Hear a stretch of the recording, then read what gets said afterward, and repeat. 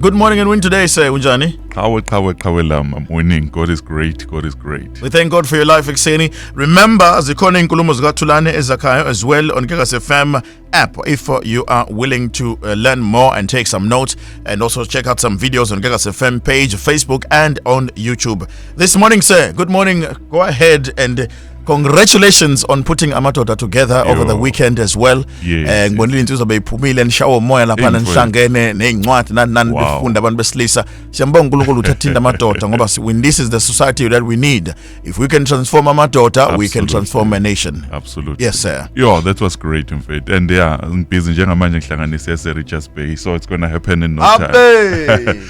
Mfethu namhlanje ngifisa sicijane namhlanje. Isihloko sanamhlanje sithi abafowenu nodadewenu uzobafica phambili. Awubaphindela ngathi ayizwakanga. Abafowenu nodadewenu uzobafica phambili. Eyivuma ngisase primary ngisamncane mfethu yabo.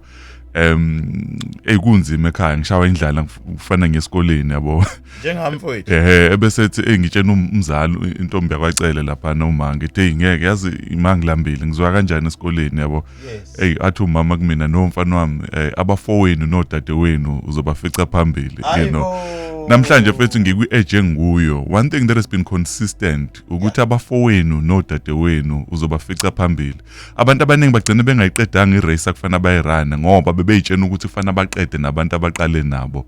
Kanti mfethu khona abantu ozobafica phambili, you know. And now sinamathela kulabantu laba abasalile. Yabo nje mfethu ngizokwenza isibonelo, ngeke ngabona kakhulu kule genge egifted mhlawumbe ngendlela ecishe ifane nami in terms of writing books noma uorganize ama events, ukuthi at times umuntu mekhipha incwadi yokuqala kuphuma ngisho nesinedolo yabo kugcwala mfethu ukuthi phama uma sekhiphe esibili kubo ngazuthi kuzofika uhalf walaba kade befikile kwi-Facebook launch. Kweyesithathu uthola ukuthi mhlawumbe kuzoba 5%, you know. And then uthola ukuthi abantu abaningi baba stuck mase bekhiphe incwadi yesithathu ngoba isupport ababeyitshela ukuthi bazoba nayo throughout akwenzeki. Abafowenu nodadewenu uzobafica phambili. Into enokwenzeka lapho mfethu you'll find ukuthi abantu boba expectile ukuthi bazoba khona angeke babe khona, but God will provide abanye abantu along the way, you know, abazokwazi ukuthi bafike mfethu bazokusupport. So namhlanje ngifuna ugqugquzela kulokho mfethu ukuthi kulabo mfethu abanokuyithola ngazuthi abantu ababelindele mfethu ukuthi bazohamba nabo a longer distance.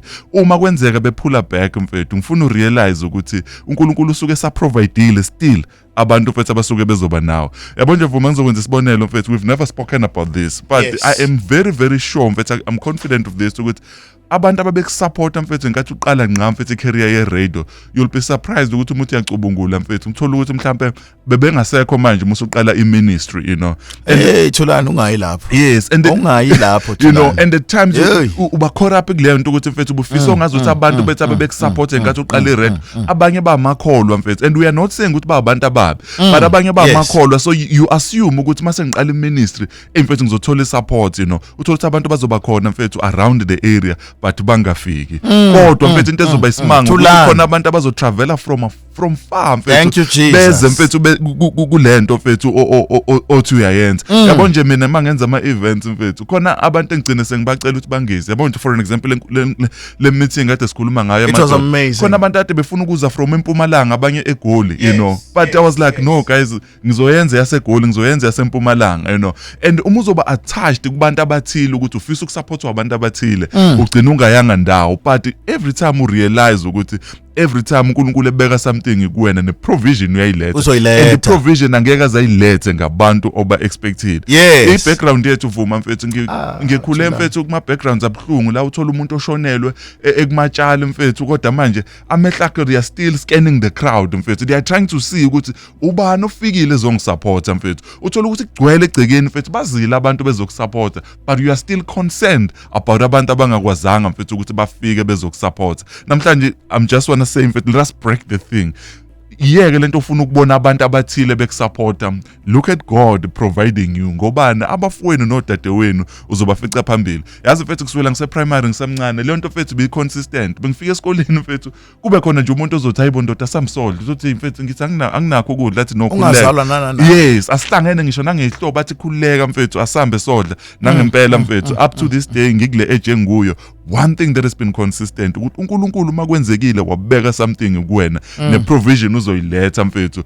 yekela mfethu ukuthi ubani ongezanga kuyinto uNkulunkulu abeyibeke kuwe noma i-event noma yini. Look at the people that God has brought and appreciate him. Release i-bitterness yokuthi khona abantu engiqale nabo. Yabo nje some of us musunencwadi ezu-14 mfethu, you know, some of these books are making big waves, you know, and you will expect certain people who are closer to you, you know, and at times even the people abaphuma from igceke lodwa, they won't support you, but you'll find out there there are people who will say, hey, this guy mfethu incwadi yakhe ngishintshile. I am not saying ukuthi asikhulume kabi ngalabo abaseduze abanga-support. All I'm trying to say, be released kulento ukuthi u-expect usizo from certain people, azi ukuthi abafowenu nodadewenu uzobafica phambili. Iphuzu lokugcina, khona abantu mfethu aba-seasonal, and we need to understand lento mfethu masingayibambanga la khona abantu aba-seasonal mfethu, they will play a major role in your life, but they are not there throughout the year. Bebefana bebe kwi-life yakho from January to March, and bazophuma out of your life as if you've never known them, noma bakaze bakwazi.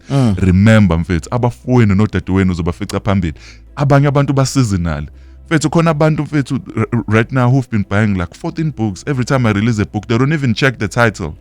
Bafuna nje ukuthi usikhiphe. Mukhiphe incwadi, kuzoba khona umuntu mfethu oclose othenga nje incwadi yokho. Omunye angayithengi, omunye azadini wathi, hey mfethu, awusiphi le ncwadi zakho. You know, abanye bazobathi mfethu, why omunye ulalela uzothi, yeah, why bangashare ngisho ukushare ama-post wethu? No, it's not for that. They are seasonal. They will come and play a major role in your life, but musukwenza iphutha lokuthi ufuna ukuhamba nabo labantu throughout your journey. Ungaze mfethu uzobabuke kabi. Abafowenu nodadewenu uzobafica phambili. Awukupay attention kulabantu uNkulunkulu abaprovidayo.